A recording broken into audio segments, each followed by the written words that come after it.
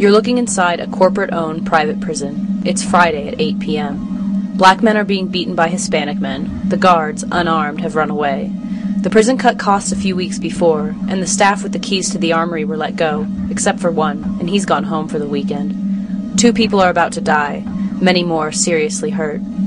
Stockholders, investment firms, and politicians on the take are not hurting, however. Profits are way up in what many are coming to believe is a very bad business indeed. The new slavery, it's commerce in souls.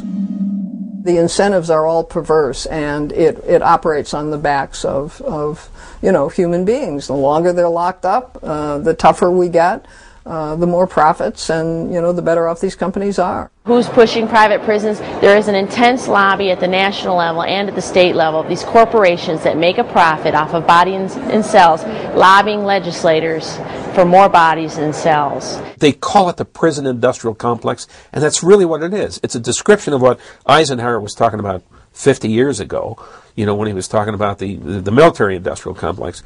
The industry leaders are Tennessee-based CCA, Corrections Corporation of America, and the Boca Raton-based Geo Group, formerly Wackenhut.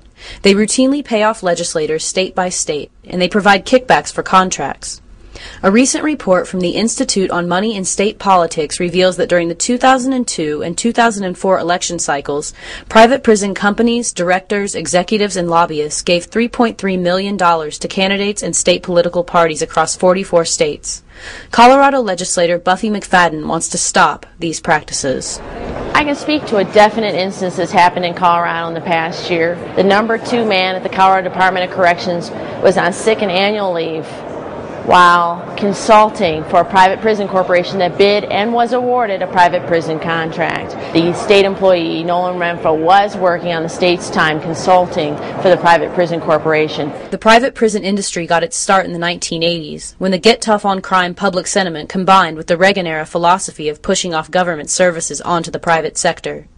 Judy Green is a prison policy analyst. The very first contract for the first private prison in America went to CCA from the INS. And then Wackenhut came into the picture in '84, and they got their start detaining immigrants at Aurora, Colorado. The business was born through influence peddling. The business people who founded CCA were very closely tied to government in Tennessee and Texas and throughout the South. The founder of Wackenhut, Mr. Beasley, had been the campaign manager for Lamar Alexander when he became governor in the state. Lamar's wife, Honey Alexander, was a stockholder in CCA right from the beginning. It was partly about political contributions, but mostly it's about hiring the best lobbyists money can buy and having those contacts to begin with, being entrenched in the political system. Corporate executives partner with lawmakers to write profit into the United States Criminal Code, to put more bodies in more beds. ALEC stands for the American Legislative Exchange Council. This is an organization that was founded in the mid-'70s by the same people who set up the Heritage Foundation. ALEC takes great pride in being the generator of all of that legislation that swept the states in 1993, 94, 95. 3 strikes and you're out. Tough on crime, truth in sentencing, what they call, unquotes, model legislation, have boosted our prison population here in the United States to something like 2.3 million at this point. Far in excess of any country in the world. Our incarceration rate is totally off the charts. Mandatory sentencing resulted in an explosion in our prison population, and many more African Americans are jailed than whites, due in large part to the disparity in sentencing for crack cocaine versus powder cocaine. When the Democrats took control this year, this issue was put on the table, and it is getting bipartisan attention.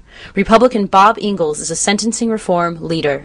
Really, we need a logical system of sentencing. It needs to be serious and send a signal to the criminal element in the country that, listen, you do these things, you can do some time.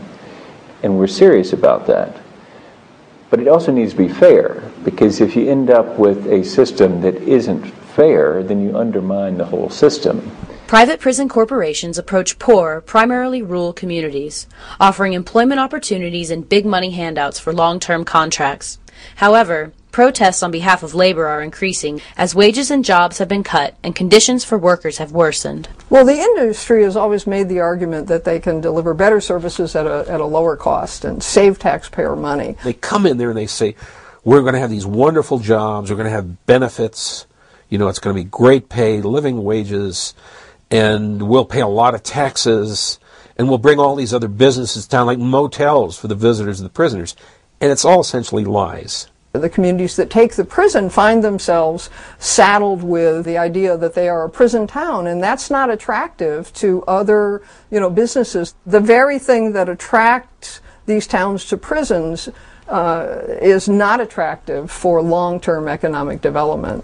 The GEO Group has had a contract in Pueblo, Colorado for 4 years. They didn't even break ground. They were holding the state hostage, asking for guaranteed financing or guaranteed beds so they could go out on the open bond market to get better financing. They wanted to have a 90% occupancy rate. And to GEO Group, I asked, where's the free market? Where is the free market? The state should not have to guarantee your profit margins to your stockholders. That's not the business of a Colorado taxpayer. The latest growth opportunity? These same firms have been awarded immense contracts from DHS and ICE, and now they're rounding up families. Last month, the grassroots organization Texans United for Families protested at the T. Don Hutto facility in Texas. The prison is now being operated as a quote-unquote family facility. There are 400 people there, 200 of them are children, mostly mothers and their children. The children are dressed in prison scrubs. They're being housed in prison cells. They're being offered an hour a day of education or recreation. I mean, these kids are locked down. And just like with the criminal justice crackdown, the Get Tough crackdown, which was going to solve the problem of crime in America, what it's going to do is create a whole new market for a lot of people to make a lot of money, and that's a very unhealthy thing. This distorts a very important and complex area of public policy that needs to be thought through. Did you see this is the new director of the Department of Corrections? Oh, nice to meet you. How are you doing? Malia Brookram. Good. We're talking about private prisons. Oh, let me out of here. Let me out of here. I'll talk to you later.